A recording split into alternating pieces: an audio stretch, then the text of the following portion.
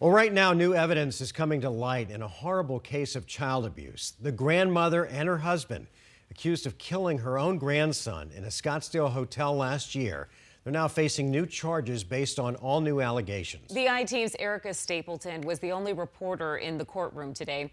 She's been investigating whether something could have been done to prevent the little boy's death. And we do have a warning. Some of the details in this report are disturbing.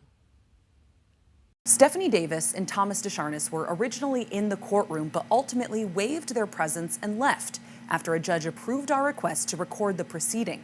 The reason? They didn't want to be on camera in their orange jail jumpsuits, an attempt to protect their image as they face the death penalty. This is child torture. Prosecutors bringing new child abuse and kidnapping related charges against Stephanie Davis and her husband Thomas DeSharnis in a preliminary hearing where a judge determines if there's enough evidence to go to trial. The couple was already facing murder charges and other child abuse charges in the death of 11-year-old Chaskah Davis. Police records say he was found unresponsive at a Scottsdale hotel where his family had been living since 2019. Chaskah later died at the hospital, and his 9-year-old half-brother was taken into state custody. Davis is the boy's biological grandmother, and DeSharnis is her husband. Davis told police that Chaskah injured himself before he died, while DeSharnis said his wife increased physical discipline in the months leading up to Chaskah's death, according to new Scottsdale police testimony. Did Mr. DeSharnis acknowledge that he himself failed to get medical attention, failed to try to stop Stephanie?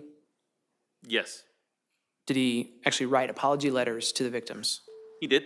DCS opened 3 cases against the family in 2017 and closed 2 of them within a month, the other after 2 months, according to their documents, finding abuse allegations unsubstantiated. Scottsdale police also investigated the family twice before the murder. The I-Team uncovered that Stephanie Davis had a warrant out for her arrest in Minnesota since 2016 during all these investigations that both agencies missed.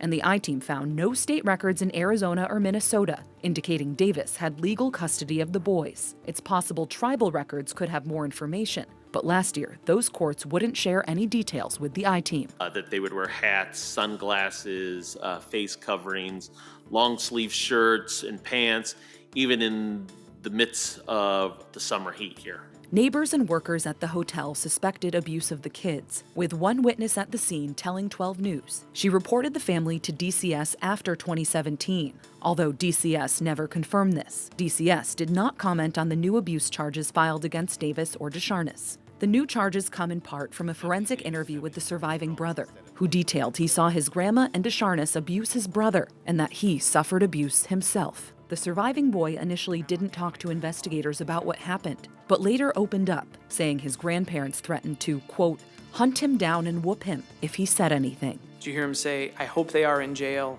I hate them"? Yes, I did. In the end, a judge deemed there's enough evidence for the new charges to move forward to trial and entered not guilty pleas for both defendants. I did talk with the boy's biological mother, who said she did not want to do an interview at this time, but she and her surviving son are working to heal from this trauma.